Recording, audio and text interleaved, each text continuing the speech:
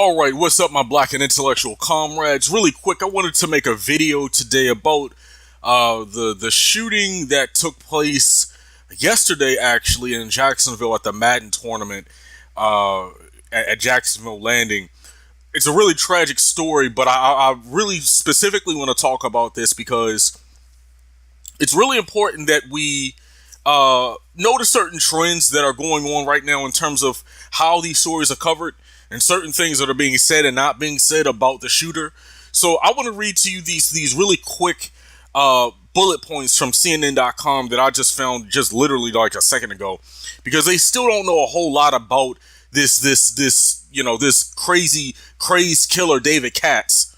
They just know his name pretty much, and they know he's from Baltimore, Maryland, and he went by the moniker Bread. But it says Katz is a 24-year-old who hailed from Baltimore, which is, what I just said, Baltimore, Maryland. He used a handgun in the shooting, according to a source close to the investigation. Police have not released a motive. Okay, that's a very important aspect of this, and it's something that consistently gets swept under the rug. You guys notice how whenever the shooter in these situations is white, okay, there's never a motive. Like there's never a motive the police ever find when it comes to, okay, why did this person go on this rampage? Do you know why that is? Okay, because they specifically, in any other situation, David Katz would be considered a terrorist. If he were black and he had done this, if he were a Muslim and he had done this, if this was an immigrant, if this was like some undocumented immigrant, okay, who went on this shooting spree at a Madden tournament, oh, the right wing Donald Trump, they'll be tweeting about this. They will be using all of this one shooting as a justification for their immigration policy. Okay, this whole thing about, we don't really know what the motive was. They already know where he lives. He lives in this place called Federal Hill, and it's like a Federal Hill is this area in Baltimore, Maryland. Okay, so trust me, they have this guy's computers or computer, whatever devices he had at his home. They've interviewed his friends by now, I'm sure. They've talked to his family members. They know enough to come up to develop like a really brief motive. They do this specifically to avoid linking these shootings, and it's not just even this one. It's all of these shootings.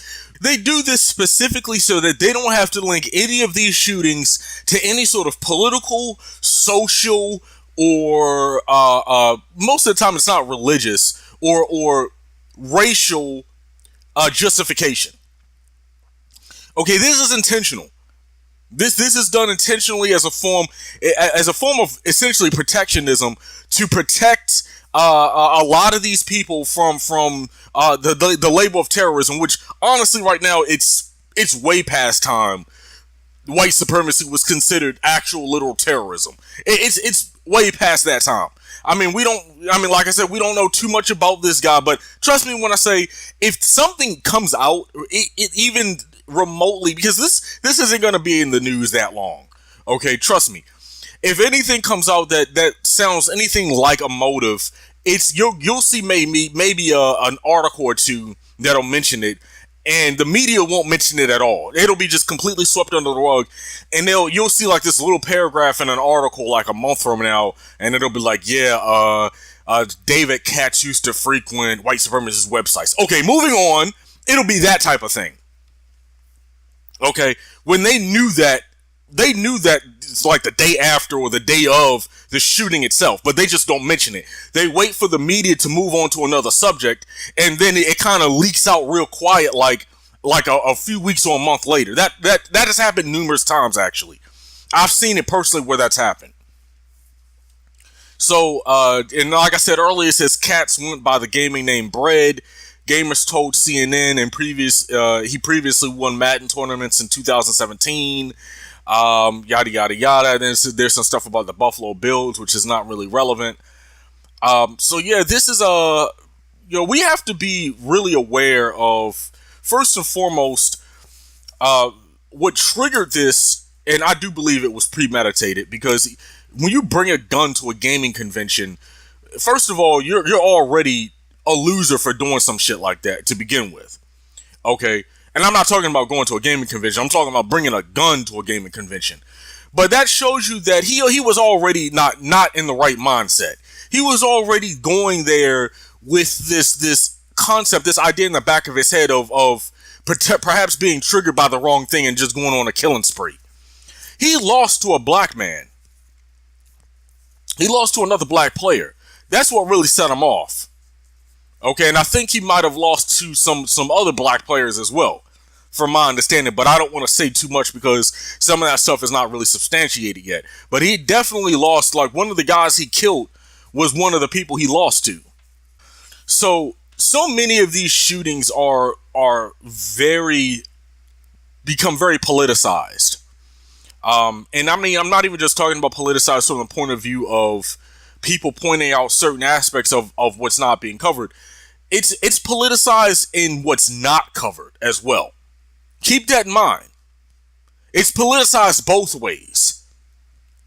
It's political, and they politicize these shootings by hiding the underlying agendas that a lot of these shooters actually have, and where a lot of these shooters got their ideas from, and where a lot of these shooters frequented in terms of the websites they went to.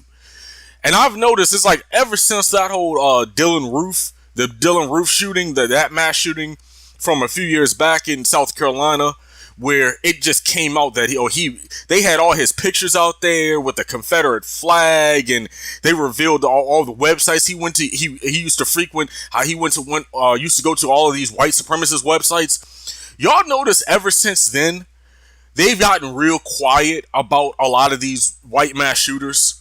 And like stuff, websites they used to go to and who they used to associate with. Y'all notice they gotten real quiet. They don't reveal that stuff like that anymore. I hope I'm not the only one who's noticed that.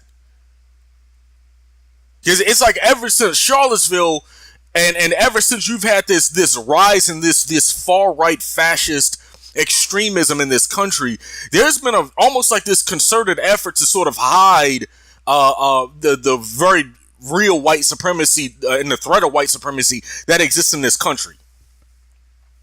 But, I'm not going to go off on too much of a tangent. I wanted to keep this video short. It's under 10 minutes right now, so I want to keep it that way. I just wanted to make a quick video about this because after every single one of these shootings, you always see the fuckery. Always. Like it's almost predictable now at this point. And people consistently call out the double standard in how these shootings are covered based on who the shooter actually is. People keep pointing that out because people know that there's this low-key agenda to protect white supremacy. Because what a lot of people like to say is, well, people have the right to be racist. People like to get on that BS, okay, because they don't want to actually do anything about white supremacy. Some of these people don't even want to acknowledge that white supremacy actually exists. And I'm telling y'all right now, the fact that he targeted a black gamer first is a red flag. That is definitely a red flag. And I know another guy he killed a white person as well, but white supremacists have always killed other white people. That's not anything new. That's nothing new at all. So don't look at that and be a little confused by that. Well, he killed another white person. That doesn't really mean anything. Okay, like you can always tell what the real mindset is by who they targeted first. Who was the first person they went after? Okay, anybody that they might have gone after that first kill. Okay, that was just them just going on a rampage after that. It was that first person he went after because they look for the main person they really want to get at first. And before they even take a shot, they make sure they get that person first. Reports even say that he even had like a little laser light on the black dude that he killed. Okay, so just keep your eyes open. We have to be real about what's going on in this country right now. Not only is there a mass shooting problem and a mass shooting epidemic, But there's a problem in how these stories are covered. There's a problem in how certain sort of traits that a lot of these white shooters have, that's kind of being swept under the rug, and that's kind of being covered up in many ways in the media, and even in some elements of the alternative media as well. Okay, because nobody wants to come out and say white supremacy is terrorism, which it is, and quite frankly, it always has been. And I'll put money. I'll put money on the fact that, trust me, watch. Just give it some time. Give it a week, 2 weeks. Give it a few weeks, and you're gonna see this real silent motive come out, and they're gonna sweep it under the rug real quick. Watch. And I'm gonna come back to this video and mention it when it comes out. But until then, click the like button, click the subscribe button, click the bell underneath the video. Go to my blog at www.blackintellectual.com and be on the lookout for my next posting.